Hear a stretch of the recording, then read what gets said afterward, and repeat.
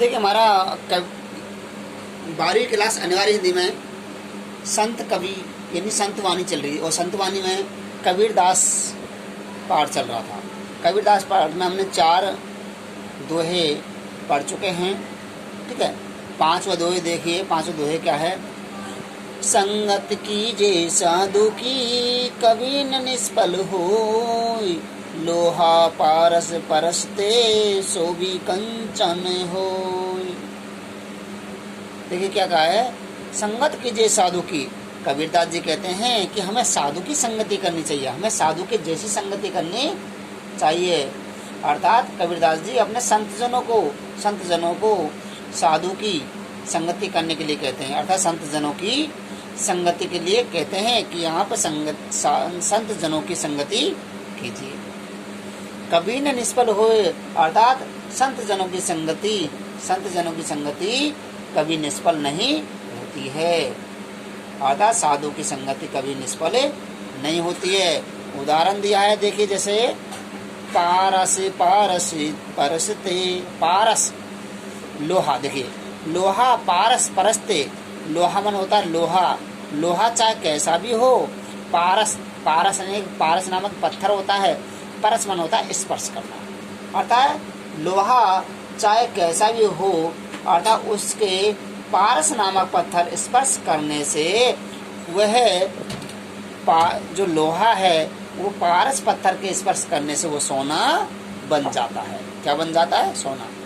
देखिए लोहा का मतलब लोहा है, पारस का मतलब पारस नामक पत्थर है, परस मन होता है स्पर्श करने से।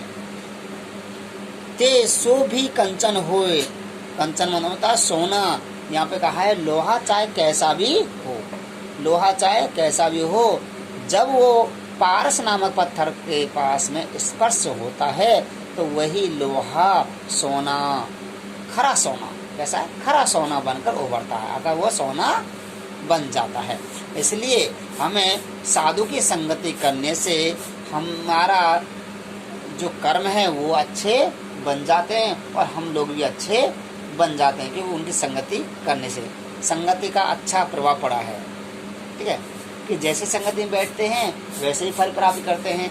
कि कहावत है, देखिए कदली सीप भुजंग मुख स्वाति एक गुण तीन, जैसी संगति बैठिए वैसे फल दीन। देख कदली मन होता कीला, कदली सीप मन होता सीफी, भुजंग मन होता सर्प। कदली सीप भुजंग मुख स्वाति एक गुण तीन, जैसी संगति बैठिए वैसे ही फल दीन। देखिए स्वाति नक्षत्र की बूंद है, स्वाति नक्षत्र की बूंद यदि केले पे पड़ती है, कदली मन होता केला, केले पे पड़ती है तो कपूर बन जाता है, ठीक है।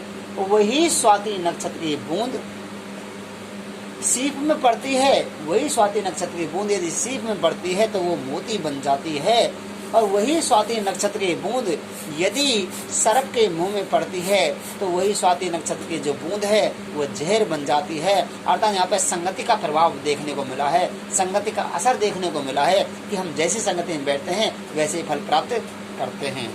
और यहाँ पे बताया है कि जैसे साधु की संगति में बैठते हैं तो हमारी साधु जैसी संगति हो जाएंगी, हमारे अच्छे विचार हो जाएंगे। और यदि देखिए उदाहरण दिया है कि जिस प्रकार लोहा का जो पारस पत्थर जो स्पर्श करता है तो लोहा को पारस नामक जो पत्थर है वो एक खरा सोना बना देता है, ठीक है। अच्छा नेक्स्ट देखिए, मारे आशा सापनी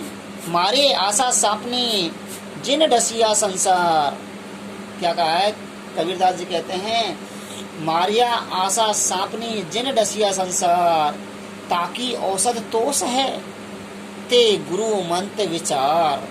देखिए यहाँ पे मारे का मतलब होता त्यागना, आशा का मतलब होता इच्छा, सापनी यानी कि तृष्णा यानी कि इच्छा रखना, ठीक है। अर्थात सर्पनी के समान, इच्छा किसके समान माना है? सर्पनी के समान, ठीक है। देखिए कबीरदास जी क्या कहते हैं, जिन डसिया संसार, जिन लोगों को, डसिया मन डसना, संसार।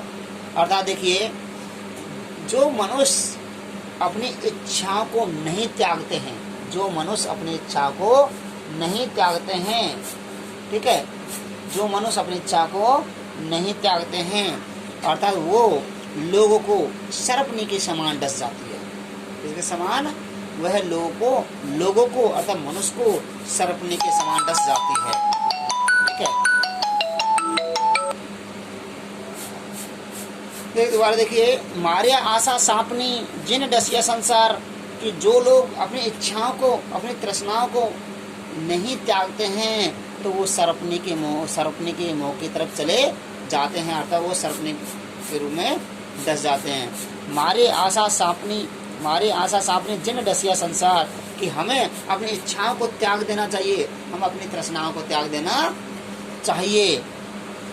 अर्थात देखिए, अर्थात इच्छा तृष्णा, इसकी जो औषधि दवाई क्या है, ताकि औसत तोष है, यानी जो हमारी इच्छा है, तृष्णा है, इसकी तो केवल एक ही दवाई है, एक ही औषधि है। क्या औषधि है? संतोष। यदि हम संतोष करते हैं तो हमारी इच्छाएं काबू पा सकते हैं, इच्छाओं को दूर कर, इच्छा जो हमारी जो तीव्र इच्छाएं यानी कि जो बुरी इच्छाएं, बुरी आशा यानी दुराशा।